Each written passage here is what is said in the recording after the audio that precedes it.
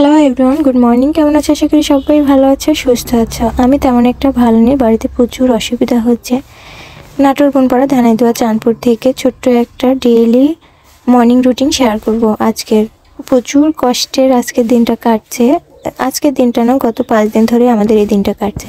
তো সকাল সকাল ঘুম থেকে উঠে পড়েছি, কারণ আজকে প্রচুর কাজ। আর সকালবেলা ঘুম থেকে উঠে পড়েছে, কিন্তু মনে হচ্ছে এখনই দুপুর। আর এতটা গরম পড়েছে, এখানে তো প্রায় 42 ডিগ্রি 41 ডিগ্রি সেলসিয়াস তাপমাত্রা। আম্মু বললো, দেখ মাছগুলোর পানি শুকিয়ে গিয়েছে, তো মাছগুলোর পানি যে বের করে দিচ্ছে, আবার নতুন করে পানি দেওয়া হবে। তো পুকুর ছিল, পুকুরের ওই মাছগুলো এখানে রাখা হয়েছে। তো আমি ব্রাশ করছিলাম, এখন একটু ব্রাশ করে পানি আনতে হবে, যেহেতু পানির প্রয়োজন। আর রাত্রে যেগুলো পানি এনে রেখে দেওয়া হয়েছিল, তো ওই বাসি পানি দিয়ে তো কাজ করা যাবে না। তো আম্মু বললো ওই পানিগুলো একটু এই মাছের এখানে দিয়ে দিই। তো ওই জন্য আম্মু ওই ঘরাতে পানি কলসিতে যেগুলো রেখে দেওয়া হয়েছিল ওইগুলো ওই মাছের মধ্যে দিয়ে দিল। তো ফ্রিজে কেটে রাখা হতো, কিন্তু রাখা হয়নি, যে তাজা মাছ এখান থেকে জিয়ে রেখে তুলে তুলে খাওয়া হবে। টাটকা মাছের একটা আলাদা স্বাদ থাকে। তো চলে আসছি চাচা শাশুড়ির বাড়িতে, পানি নিতে যেতে হবে। আসলে সমস্যাটা হয়েছে কি, আমাদের নর্মাল টিউবওয়েল, তো নর্মাল টিউবওয়েলের সঙ্গে মোটর সেট করা আছে।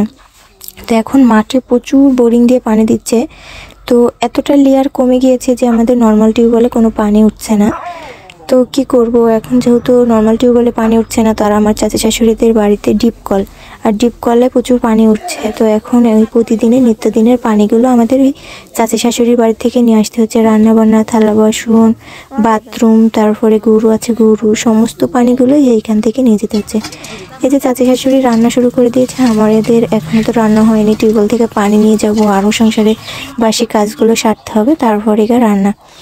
তো এই যে চাচি শাশুড়ির এখান থেকে টিউবওয়েল থেকে পানি নিলাম। তো এখন যেহেতু জাস্ট রান্নার পানিটার প্রয়োজন, তো ওই জন্য আম্মু আগে আগে আর আমি এই যে কলসিতে করে একটু পানি নিয়ে পিছনে পিছনে আসছি। পানিগুলো নিয়ে বাড়িতে চলে আসলাম। আসার পরে যেহেতু এখন রান্না করব, তারপর বাসি কাজ, তো আমি শাশুড়ি ঘর, বারান্দা, আমার ঘর, সমস্ত ঘরগুলো ঝাড়ু দিয়ে, উঠানটা এখন ঝাড়ু দিয়ে নেব, সমস্ত কিছু ঝাড়ু দিয়ে নামিয়ে। আর এই উঠানে আছে মটর নেড়ে দেওয়া, তো অর্ধেকটা মটর দিয়েই ঢেকে রাখা হয়েছে। তো আর অল্প পরিমাণে জায়গা এখানে। আর আমাদের বাড়িতে কি হয়, প্রচুর জিনিসপত্র, যত জিনিসপত্র আছে বাড়িতে, এত জিনিসপত্রের জন্য একটা বড় বাড়ির প্রয়োজন। কিন্তু আমাদের এই বাড়ির মধ্যে না, ছোট্ট জায়গা, এখানে এত জিনিস, প্রয়োজনের জিনিস আছে যে রাখতে গেলে প্রতিদিন এত নোংরা হয়ে যায়, গোছানোটা থাকে না। বাড়িতে 2টো ট্রাক্টর, গাড়ি ঘোড়া, এত কিছু, আর এত কিছু জিনিসপত্র মাঠের, তো জায়গাই হয় না রেখে দেওয়ার। আর এই ছোট্ট সংসারের মধ্যে প্রচুর জিনিসপত্র, এজন্য বাড়িঘরগুলো একটু এলোমেলো থাকে। অনেকে কমেন্ট করে, আবার অনেকে বাজে কমেন্ট করে।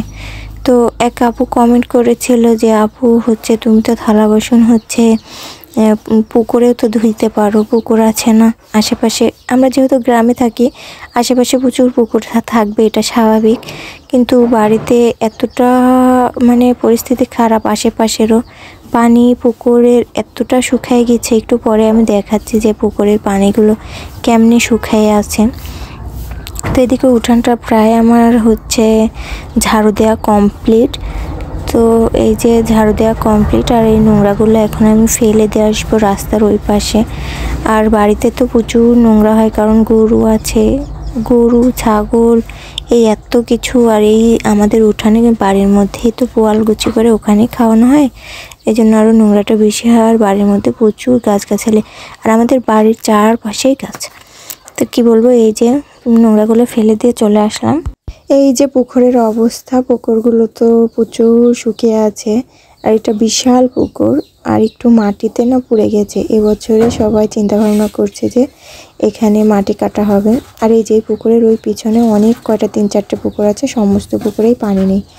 তো সকালবেলা রান্না করব, অনেক তরকারি আছে। তো আমার ওই তরকারির মধ্যে একটু ডাঁটা দিলে খেতে ভালো লাগে।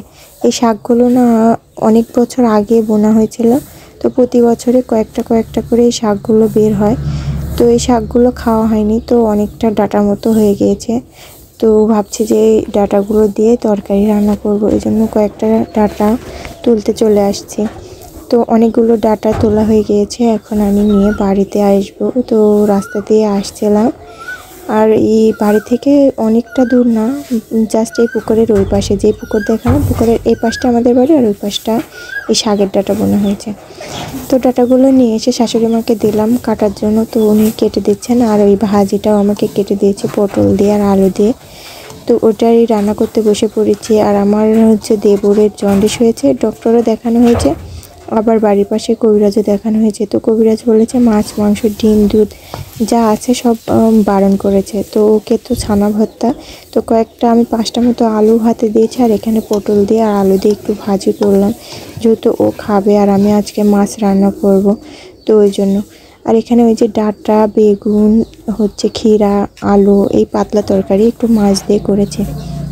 আর এখানে যে একটু ভাতও বেড়েছি, ভাজিও দিয়েছি, আর তরকারিটা দিয়ে আমি একটু মাঠে ভাত দিয়ে দেবো, কারণ 2জন ব্যক্তি, আমার শ্বশুরমশাই আর আমার জামাই, তো মাঠে আছে, ও খাবে ওরা, তো ওই জন্য মাঠে একটু ভাত দিয়ে দিলাম। তারপরে সবাই মিলে খেতে বসে পড়েছি, আমি, আমার শাশুড়ি মা, দেবর তো মাছ খেতে পারবে না, তো ওর সামনে মাছ খেতে গিয়েও আমাদের না সবার মনে হচ্ছে বাধে বাধে লাগছে। তো তো সকালবেলার খাওয়া দাওয়াটা সবাই মিলে কমপ্লিট করে নিচ্ছি একসঙ্গে, যেহেতু আমাদের যৌথ ফ্যামিলি। তো ভিডিওটা আজকের মতো এই পর্যন্তই, আশা করি সবার ভালো লেগেছে। আর আমার এই ছোট্ট একটা চ্যানেলের সঙ্গে থাকার জন্য সবাইকে ধন্যবাদ। তো যার যার যদি কোনো আমার ভিডিও দেখে ভালো লাগে, তাহলে অবশ্যই চ্যানেলটাকে লাইক, কমেন্ট অ্যান্ড সাবস্ক্রাইব করে আমার ছোট্ট চ্যানেলের সঙ্গে থাকবে। আশা করি সবার ভালো লাগছে। খুদা হাফেজ, বাই।